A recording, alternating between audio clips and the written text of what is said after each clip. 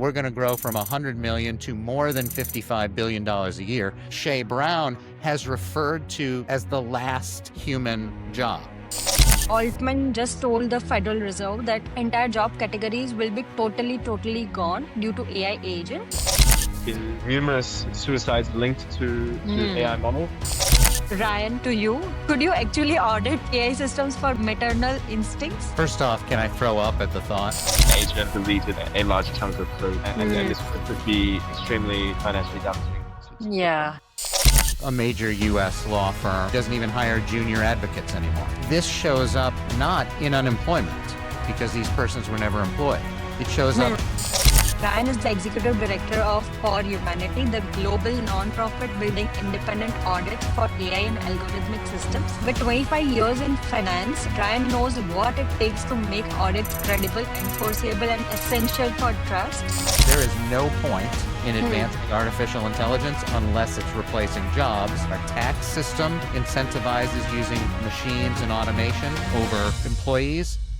The immediate steps that are to be taken or that are taken currently once an AI incident is reported. Jimmy Farrell is the EU AI policy lead at Core Domain, where he works on EU AI regulation, incident reporting, and codes of practice. Jimmy's work directly shapes how we respond when AI causes real-world harm, from financial loss to human rights violations. Having a non-conforming AI should be the biggest punishment that you have. Why? If there is an AI incident happened in New York, shouldn't the safety protocols for similar systems automatically update in London or Tokyo? Hello and welcome to On Air with Aashka. Today we are stepping right into the heart of AI audits and AI governance. I'm joined by Ryan Carrier and Jimmy Farrell. Ryan is the executive director of For Humanity, the global non-profit building independent audits for AI and algorithmic systems. With 25 years in finance, Ryan knows what it takes to make audits credible, enforceable, and essential for trust.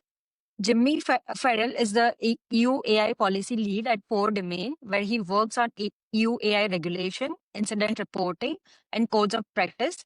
Jimmy's work directly shapes how we respond when AI causes real-world harm, from financial loss to human rights violations. So welcome to the show, Jimmy and Ryan. Thank you. Yeah. Thanks very much, actually. A pleasure to be here.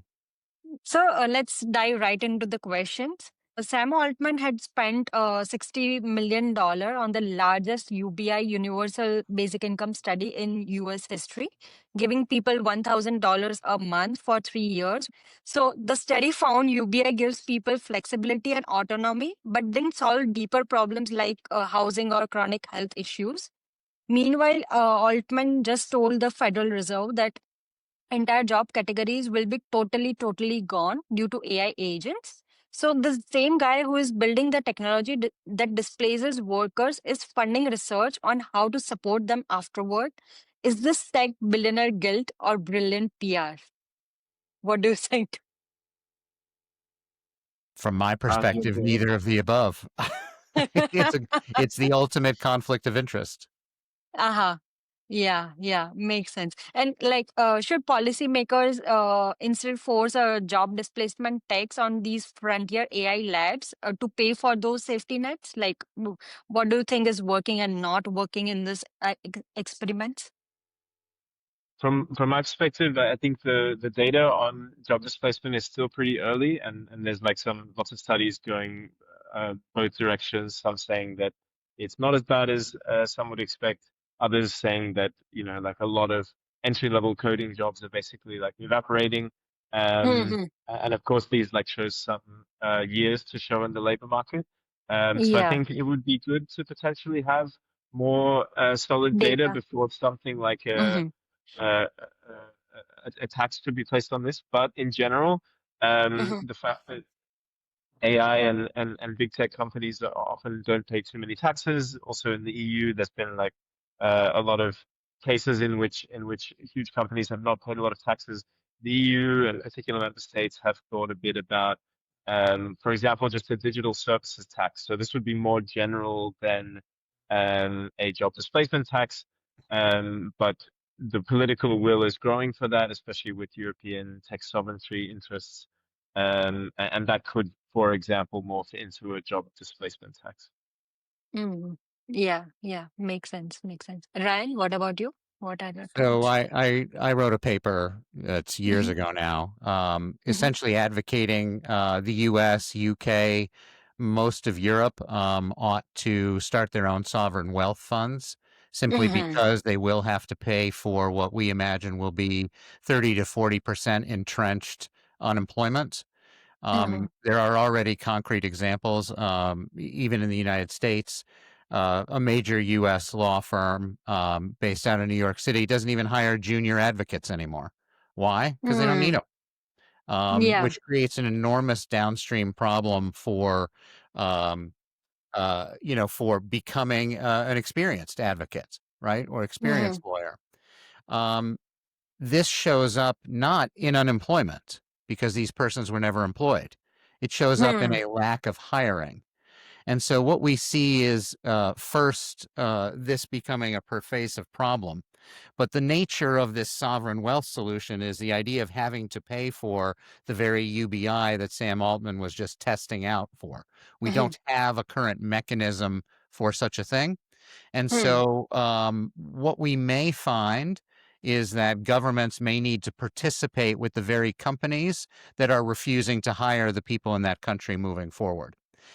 Yeah. Unlike most technology in the past, um, it's really a matter of perspective. So if I say to you, what does horse unemployment look like today? Mm, mm, If you think about it, horse unemployment has persistently remained at mm, 99.9% unemployment for about 100 plus years now. And that's mm, because when we built our technologies, that was what we were able to replace. And for a mm, solid 150 years, the Industrial Revolution, we did not have the tools to fully replace humans. mm. Now we are in a different place. That's why we call ourselves in the fourth industrial revolution, right? It's Yeah. because for the first time, we have the ability to fully replace humans in Mm, nearly all tasks that we mm, engage in. And the end game for that in capitalism is that those tasks and those jobs will be replaced. Our tax system mm, incentivizes using machines and automation over employees. These mm, machines can work 24/7. They don't take vacations. They don't have to stay home when their child is sick. And so what mm. we will see is an increase in large corporations automating tasks. The result Yes. of that may be that we see lots of micro jobs, gig workers. So we may not recognize it as full unemployment, but what it Mm, will result in is an income inequality where a lot of the wealth accrues to more and more people and less employees. And we've already mm, seen that shift for mm, 100 years. mm, The net result is that we have to think about what the future of work looks like, and it is an enormous challenge. There is no point in mm, advancing artificial intelligence unless it's replacing jobs from the capital owner's perspective. That is mm, where the cost savings come from. Now, they may mm, empower the existing employees to be a mm, lot more successful and leveraged and accomplish more work, but it then mm. also means they're not hiring more employees. Okay. So we Yeah. may see this technological unemployment manifest in many different ways, and creative solutions to meet that challenge are necessary, such as starting sovereign wealth funds that maybe participate in the equity capital, the growth of these Mm, companies that are allowed to automate, because we don't have any laws that say you can't automate, you must hire people. We don't do that, at least in the West. mm. Yeah, yeah, yeah, makes sense. So, Ryan, you have spent 25 years in finance, where independent audits are legally required and auditors make serious money, right? So now AI regulation is creating similar compliance demands. From your finance background, like, do you see independent AI auditing becoming as lucrative and essential as financial auditing? And should entrepreneurs be rushing into this space, or and also can we see someone today creating the Deloitte or PwC of AI tomorrow? So I'm going to answer this in a couple of parts. Number one Mhm, is we believe it is necessary to establish sufficient trust due diligence capabilities by people buying and deploying these tools, that there be auditability or some level of assurance of what compliance steps have been taken inside of all the developers, providers, deployers of these tools. As a result of that, when asked, the one policy initiative that For Humanity advocates for is mandatory annual audits of all what we call AAA systems. We don't just say AI, it's Yes. AI, algorithmic, and autonomous systems. That's our scope, but that's our scope. Okay. Yeah. So Yeah. with that foundation, if you subscribe to that belief and that future legal obligation, in 2021, the financial audit global revenue was $55 billion per year. I Okay. believe that the space of auditing AAA systems will be bigger than that inside of 10 years. Okay. Today, in 2025, if that revenue is more than $100 million, I would be shocked. Okay, it's not measured, it's not well tracked, but I know who's doing business and what they're doing in the space. If it's more than 100 million, I'd be very surprised. So what that Okay. tells you is if you believe what we believe, that we're going to grow from 100 million to more than $55 billion a year, the answer is unequivocally, yeah. This is a Yeah. space people need to be in, especially in light of our previous point about jobs disappearing elsewhere, right? Shay Brown, who runs the algorithmic auditing firm, Babel AI. Yeah. exactly at Babel, has referred to auditing algorithms as the last human job, and that makes some sense, right? Yeah. And so if that is accurate, then sort of upskilling or reskilling, this is a space that would be ripe for opportunity, whether that's as an advisor, consultant, teacher, auditor, or building technologies to facilitate this whole process.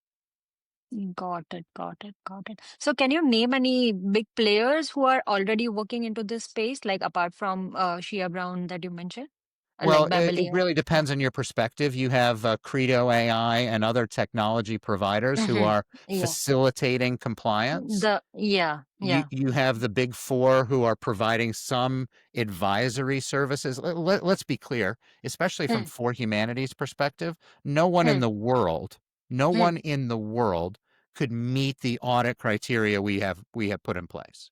Okay. Hmm. So what that tells you is they have to be going through the process of building audit compliance, just the same as Hmm. there's no one right now who's ready to be compliant with the EU AI Act. Yeah. It's the same concept, right? So we're in the Hmm. pre-audit compliance Hmm. capacity building phase, and then Hmm. as that begins to grow, the Hmm. opportunities will continue to grow. The way I would estimate it is out of 100 companies, Hmm. 1 to 2 to 5 of them are basically spending in this Hmm. space to build capacity now, and that's Hmm. another area of growth, obviously, as we move to essentially 100 Hmm. out of 100 companies. Yeah, makes sense. Makes sense. So you pointed about the AAA approach that For Humanity is taking towards auditing.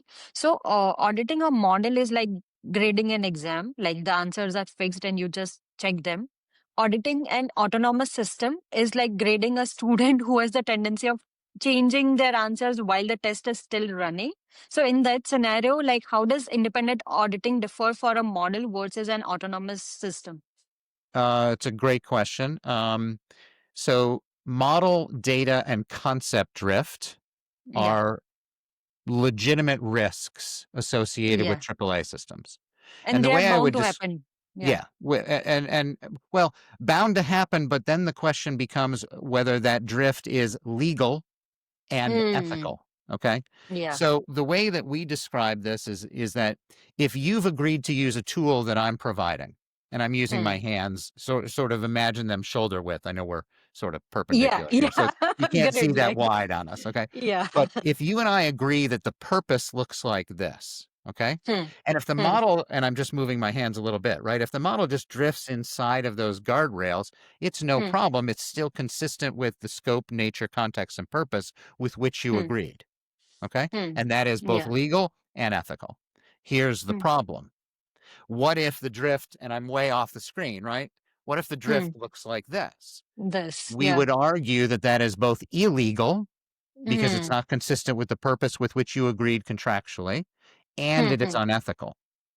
So now what we ask, and my arms are stretched way out wide, right? As I bring them in, what I would ask you is, where do those guardrails have to exist to be legal and ethical?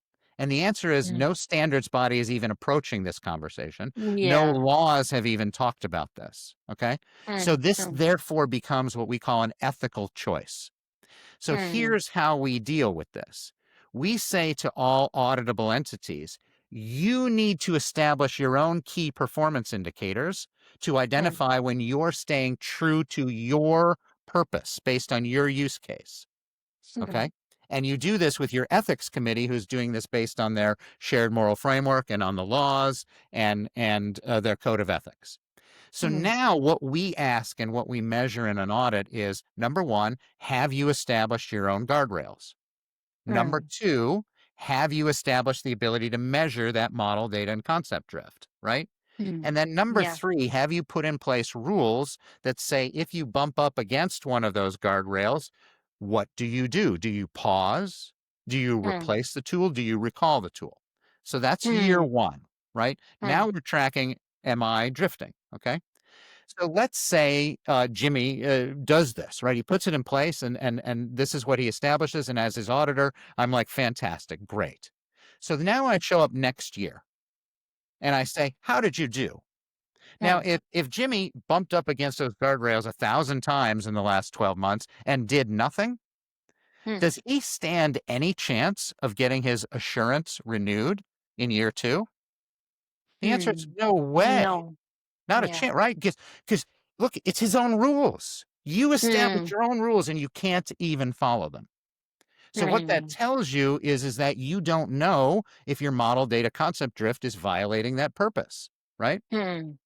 So therefore, it is genuine teeth for us to say, Jimmy, when we show up next year, follow your own rules. And if you don't, you're not going to be able to be certified. You're not going to conform to the EUAI Act and so on and so forth. It's legitimate teeth to ensure that the model stays true to what it agreed with its customers.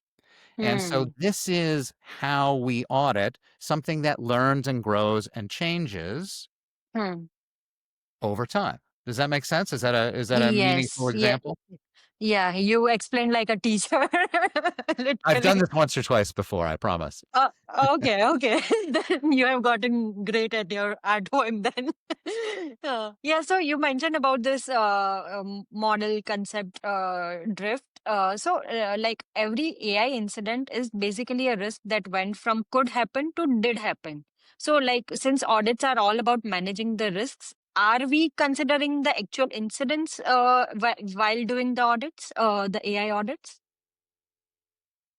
From my perspective, the answer is yes for two reasons. Number one Hmm. is Hmm. at least under the EUAI Act, okay, there has to be a process to evaluate whether an incident is serious or not, reportable or not. Okay. So you have to Okay. have that process of evaluating, and we have a whole section called incident management to do Hmm. exactly this.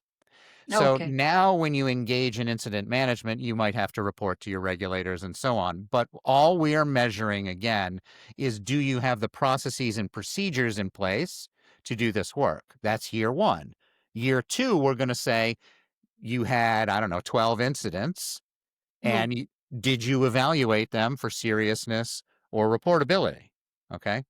And then what did you do? Did you execute your process? Again, your named processes and procedures. Did you execute them the right way? Or in the case of Jimmy's work, was the incident report filed correctly, registered correctly with registration databases and national competent authorities?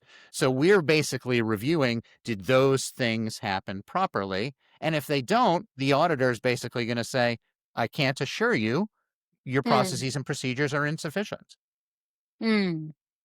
Got it. Got it. So, like, does this like enable any kind of friction in the company's overall working process because of the auditor mentioned that we can't audit or something like that?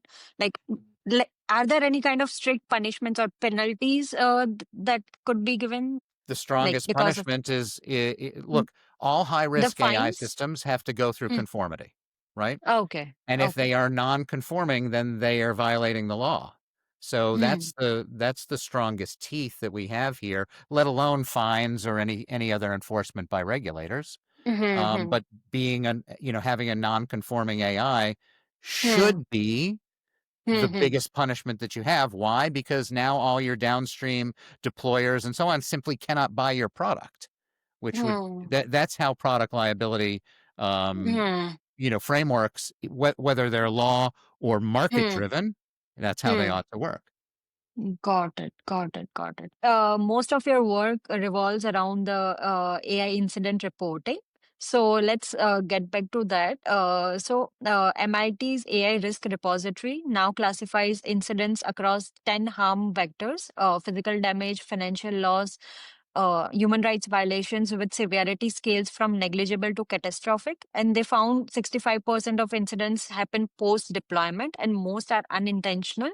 So, does the UAI Act demand this level of granularity in incident reporting? And if yes, can you double click on the exact requirements by the UAI Act? Yes. So there is some overlap. I would say it's slightly less granular. Of Mm-hmm. course, it is a law, so it's not just a suggestion. Yeah, of course, with the AI Act, there's this there's kind of two halves of it which have to be addressed. That one side is the system side, AI systems, so the downstream level, and then the other side is the AI models, so the weights themselves. The comparison would be GPT-5 is the model and ChatGPT is the system. There are slightly different reporting requirements for systems and models. I've been mostly working on the model side, and Mm-hmm. in terms of this categorization, comparing it to the MIT risk repository, Mm-hmm. there is some overlap. So Okay. the recently published code of practice, which is kind of like the details of the general purpose AI model section of the AI Act, Mm. lists the categories of like harm to a person's physical health, Mm. uh, damage to property or the environment. It also Mm. mentions serious cybersecurity breaches, such as like Yeah. model exfiltration or like somebody stealing a model weight. Mm. It also includes infringements of fundamental rights, which is very much connecting to EU treaties involving the right to privacy and that sort of thing. Um, One thing that Ryan mentioned before, the threshold at which an incident becomes serious, this is still kind of a gray area. And it's Mm. something that's very Yeah. difficult to pin down because the thresholds are, it's very hard to compare what a threshold for an infringement of fundamental rights looks like compared Mm. to something that's easily monetizable, like damage to Mm. property Financial or damage, or yeah, exactly. infrastructural damage. Yeah. Yes. Yes. Exactly. Yes. So these are some challenges, but so compared to the MIT risk repository, like the code of practice details like exactly when the reporting has to happen, and there are Mm. some like um increased urgency on more serious incidents. So if there's the death of a person, it's more urgent than if there's been some Mm. property. Yeah. Yeah. Makes sense. Makes sense. So there have been talks around creating a CERN for AI, and you work on AI incident reporting. So CERN already coordinates cyber incident responses across 42 countries. When one site is breached, threat intelligence is immediately shared, and defenses are updated everywhere. So shouldn't a CERN for AI work the similar way for AI incidents as well? Like, if there is an AI incident happened in New York, shouldn't the safety protocols for similar systems automatically update in London or Tokyo? What do you think? I definitely think that international coordination will be really important for AI incidents. This is something that is not um, particularly addressed in the code of practice or the EU AI Act because Yes, reporting definitely. basically goes to the AI office or the relevant member state authorities. Mm-hmm. Of course, like from the provider perspective, there are some like serious concerns, like for example, reputational risk if this is like shared with um, you know uh, countries or governments for which the incident wasn't necessarily relevant to. Um, then that could be just sort of unnecessary and really like set them back. Of course, like certain serious incidents have intellectual property and trade secret concerns, so that's also something to consider in terms of international coordination. Of course, AI is like inherently cross-border, so there is a scenario in which a incident might happen outside the EU, but it's relevant to the EU because it involves a model that is also placed Yes. on the EU market, and this is something that the AI Act accounts for. So if it's if it's the same model, then this is something that needs to be reported to the authorities. Yeah, I think the comparison to like the actual CERN that exists is not It will take quite. some time to reach there, maybe. Yeah. Yeah, definitely. So, I was curious about the immediate steps that are to be taken or that are taken currently once an AI incident is reported. How does it work in the real world? So before the AI Act, there were no requirements specifically for AI incident reporting.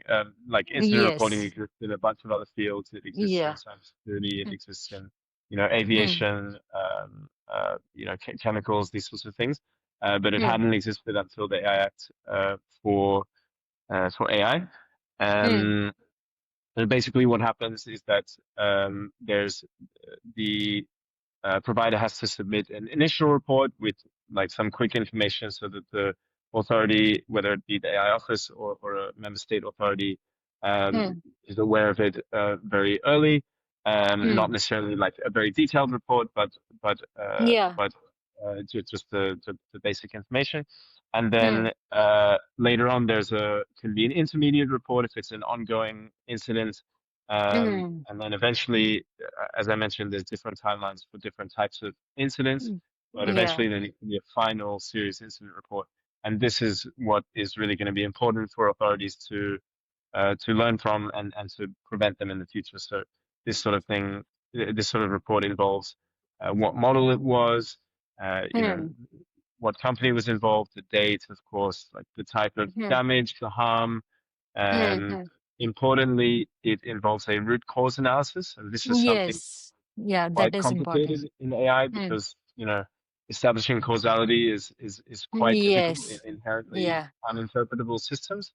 Mm. Um, so this is something that the code was just released, so we'll need to see how in practice such a root cause analysis works. But basically, the code is quite uh, specific and particular about Mm. saying that there needs to be a deeper analysis of not only what features of the model resulted in certain outputs happening, or what Yes. input in terms of the Mm. training data, or just like model inputs.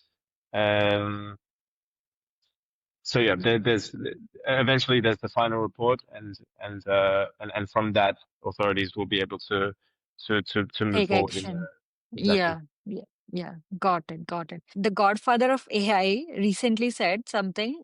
Instead of forcing AI to submit to humans, we should build maternal instincts into AI models so they really care about people, even when they become more powerful than humans. So, Ryan, to you, could you actually audit AI systems for maternal instincts? First off, can I throw up at the thought? I mean, I'm always asking the question why. I don't even understand the pursuit of general intelligence. Why would we Mhm, want to take our greatest advantage and mhm. subvert ourselves to a machine? We already have controllability problems. So, Yes. and then the quantification and parameterization of maternal instincts, Hmm, these things can happen. See, what people confuse is hmm, tasks hmm, with things that cannot be parameterized. So if I hmm. take a care robot, let's not even go to maternal instincts for a second. If I take a Yeah. care robot for the elderly, I can absolutely break out tasks like Hmm, listening. hmm. People might say, oh, that's a maternal instinct to listen to your children, right? No, Yeah. a recording device can listen Hmm. to you. Yeah. Okay. Yeah. So we need to break out tasks which are very digitizable, they can be parameterized. You can establish metrics, measurements, and thresholds. Those are huge words for us, right? Yeah. Establish metrics, measurements, and thresholds around these qualities. And then can you measure them? Absolutely. We can measure many of them. We can't measure hope. We can't measure dreams. We can't measure love in the true sense of the word love, not I love you, I brought you flowers. I can measure Yeah. whether I brought you flowers, right? That is a Yeah. task, that is an act, okay? Hmm. But I can't measure love, generically speaking, right? So getting to maternal instincts, the way Geoffrey Hinton has suggested, no, we can't get all the way there, but we can certainly get to many tasks. Here's the problem. Humans operate suboptimally many times. So if I'm a tool, okay, I want to optimize for my benefit. Well, if I choose to take time out of my benefit to care for you, Aashka, that's a suboptimal choice given the parameterization of me, right? I'm not Yeah. optimizing for myself. I may be gaining benefit by caring for you.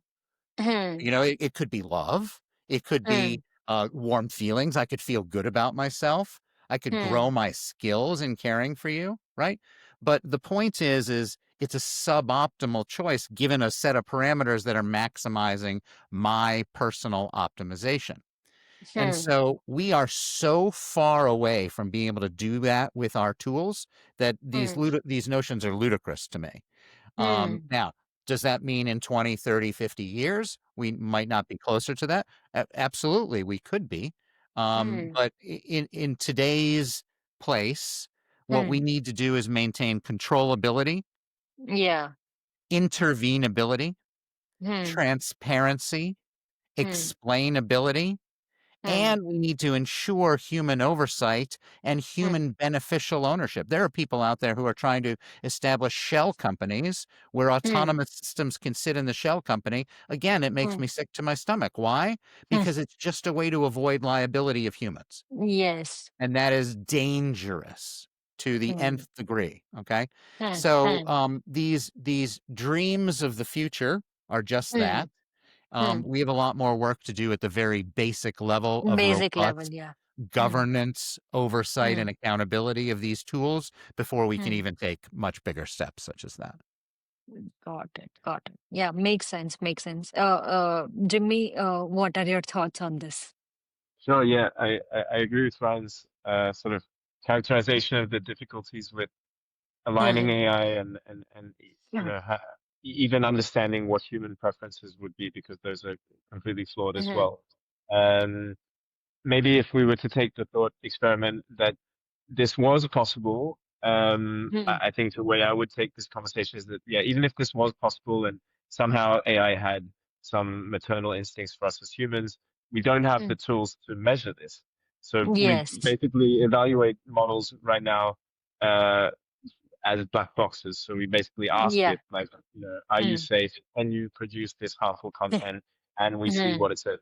Um, so in that regard, tools like the code of practice is a start, because the EU has kind of drawn a line in the sand that external evaluations will be mandatory for certain models, and there's also Yeah. some provisions in there to basically have those evaluations be deeper than black box access in the future when such Hmm. techniques start to come to fruition. There's multiple techniques.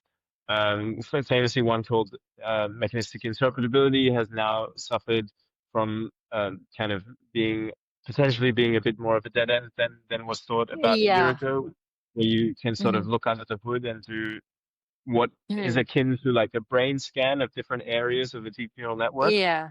Yeah. Um, and then in terms of, so I guess from the regulatory angle, yeah, these like deeper than black box external evaluations could be a way to test for such tendencies of a model. Hmm. But then of course the EU is doing all sorts of things, not on the regulatory side, but on the promoting AI research side and investing in AI and that sort of thing. So, such tests, for example, on mechanistic interpretability can be quite compute intensive, and Hmm. researchers don't have access to this compute. So, Yeah. be with building public compute clusters, which they are doing, these so-called gigafactories, making Hmm. sure that enough is allocated to researchers and academic institutions, universities, that are doing this kind of research. That would also be something very important to do. But to be clear, as Ryan said, this is also important to happen to risks that we do see are definitely in models now, like dangerous capabilities, like, for example, tendencies for AIs to be overly emotionally addictive and these sorts of things. Hmm. Yeah, the AI psychosis problem and everything is happening. Yeah. And to be able to reach the maternal instincts stage, we first need to solve the problem of AI sycophancy, because I don't see any mothers being sycophantic to their children.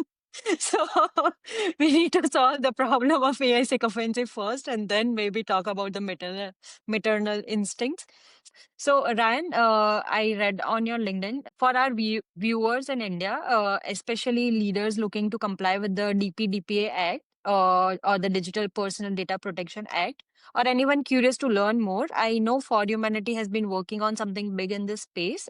You have some session or course coming up. So, can you share what's launching and how professionals can get involved? Yeah, I'm going to build little bit of a story here. So, Yes.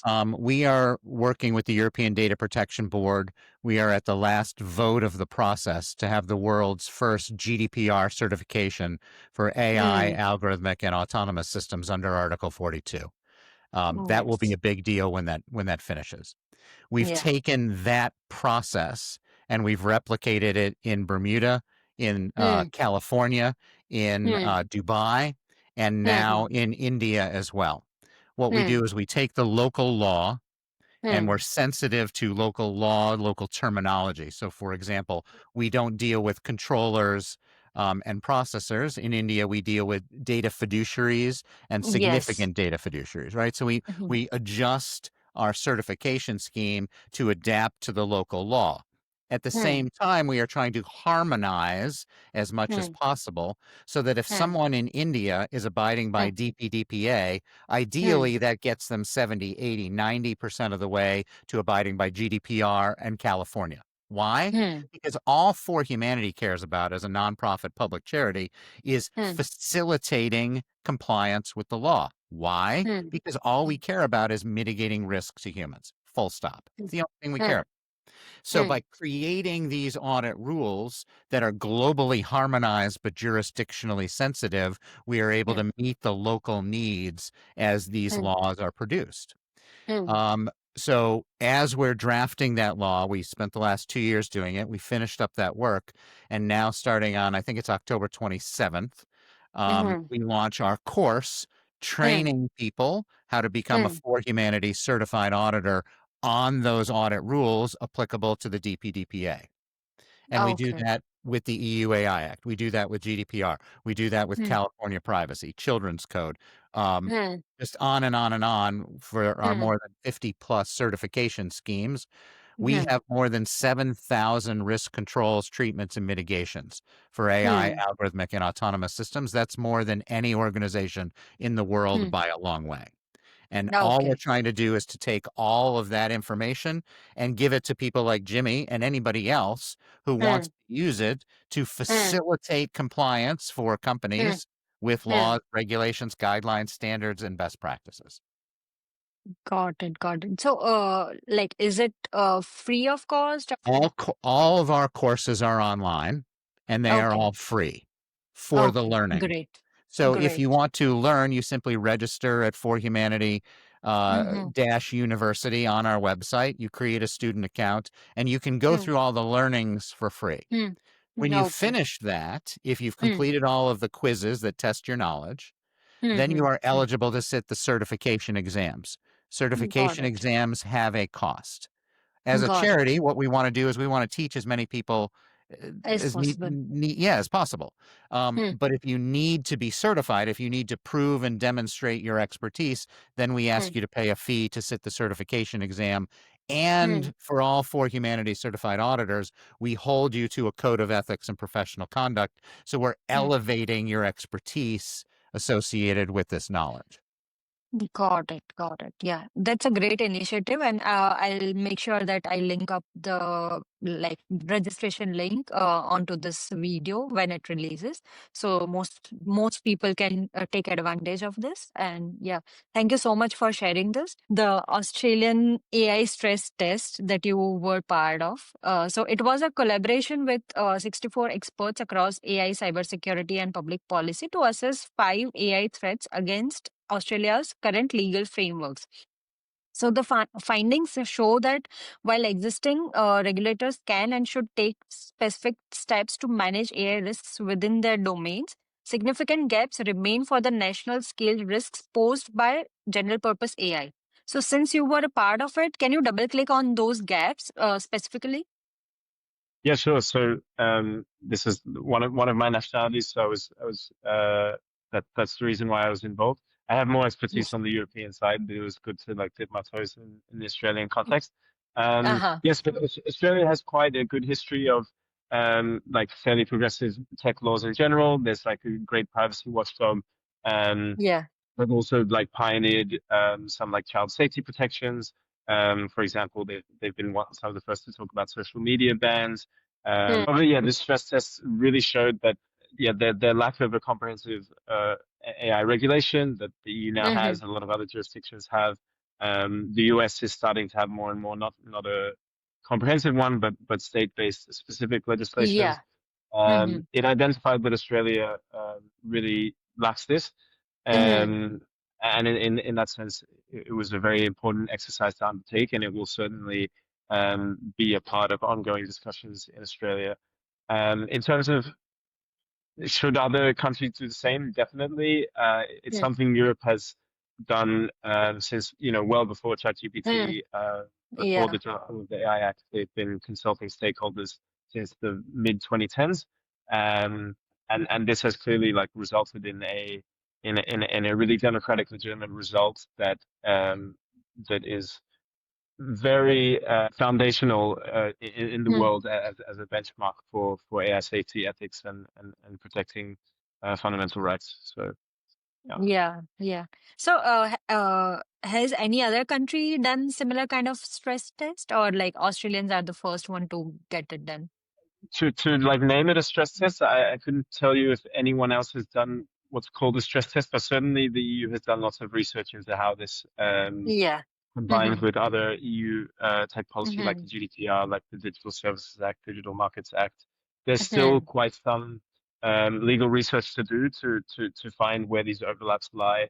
Yeah. Um, and this is part of the simplification strategy of the EU, moving into their like competitiveness intentions over the next few years, Mm-hmm. to basically like reduce double reporting and that sort of thing, which Yeah. is a no-brainer. Yeah, yeah, yeah. Makes sense. So, since we have been talking a lot about the liability thing, so the AI liability directive that was supposed to complement the EU AI Act got withdrawn from the Commission's 2025 work program, right?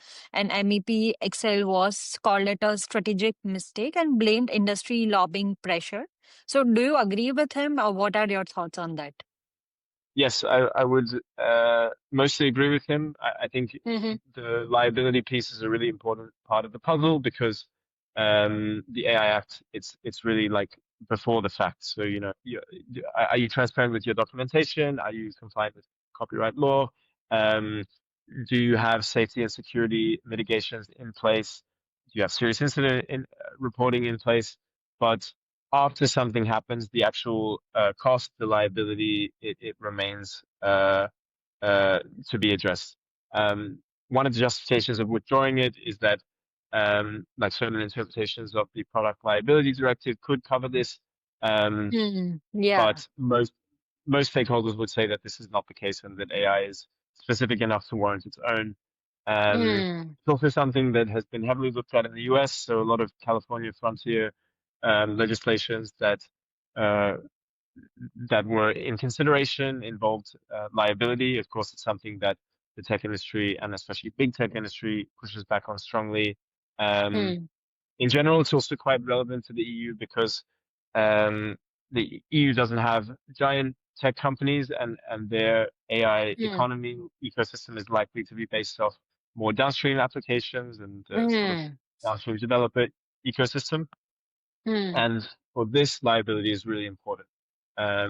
Liability upstream. So basically, if something happens involving a model deployed by a downstream developer, that the liability doesn't fall entirely on them. So this is also sort of something that the EU should really prioritize because it Mm. fits into their whole grand strategy on competitiveness and the fact that they have a unique economy which is really bolstered by SMEs, and that's particularly the case Mm. and will be the case in AI. Yeah. Makes sense. Makes sense. So what severe or strange AI incidents have you encountered recently? So yeah, this is something that has been developing over the last few months. Mm. There's been numerous suicides linked to AI Mm. model. Yeah. Of course, those links are not necessarily causal, and it's still under Mm. sort of discussion how much influence AI models had. But there was a case in Belgium. There Mm. have been multiple cases in the US. One in Yes. particular Teen recently, the suicide New York, especially, right? Yeah. yes, the New York Times reported recently on one in which the chatbot specifically kind of coached the individual on how to carry it Mm. out and how to, whether to leave a note, that sort of thing. And Mm. no like triggers were, no Yeah. triggers went off to inform the AI company involved or Mm. authorities, and this was like potentially a preventable incident. Mm. Apart from these suicides, there's also been uh, yeah, like indications of psychosis being induced by AI. Yes. So there was one where an individual was killed due to Mm. psychosis that was potentially induced Mm. by AI. Other than like harm to individuals, you've also had financial damage from Yeah. things like deepfake scams, and if a company executive come on Mm-hmm. a Zoom call Yeah. and have an employee transfer huge sums of money to that account. Um, Mm-hmm. there's also been the first incidents that are potentially related to AI agents. So this is something that Yes. is like quite new. But there's a Mm. particular example where an agent kind of hallucinated a task it was given and basically deleted a large chunk of code. And this Mm. could be extremely financially damaging to the Yeah. firm. Yes. And also, there have been reports of unauthorized purchases made by the AI agents, like OpenAI operator agent. So, Yeah. for our viewers listening in, if they witness or experience harms from AI systems or these kind of incidents, like what's the one thing you would want them to do? So I would say, yeah, in general, I would caveat this by saying that my call would be much stronger towards governments because I think this is their Yeah. responsibility rather than individuals at this moment. Mm-hmm. But if it was to be for individuals, I would really encourage them to get the message out and to basically report it to their authorities and also contact the company involved Mm-hmm. to find more information. Um, uh, for example, like certain EU laws have something called the right to an explanation. So this Mm-hmm. could be something that could be invoked in the case of an incident. Um, there's also some incident databases which would benefit from information on incidents from the victims. So the OECD Mm-hmm. has a really large incident database. Also, there's a grassroots one called the AI Incidents Database. Yes. Um, and yeah, then it would really be on the responsibility of governments not only to put in better AI safety legislation or incident reporting, but Mm. preventative measures like AI literacy, education Yeah. programs to make Mm. sure that individuals are aware of risks related to AI, whether it be Uh-huh. personal relationships or business practices like cybersecurity breaches and these sorts of Yeah. things. Yeah. Makes sense. And that's why organizations like ours exist. to promote AI risk literacy instead of just AI literacy. So thank you so much for your time. Edutainment. Yeah, edutainment. Yeah. Yeah, you remember that. Thank you so much, Jimmy, for your time. Let me stop the recording.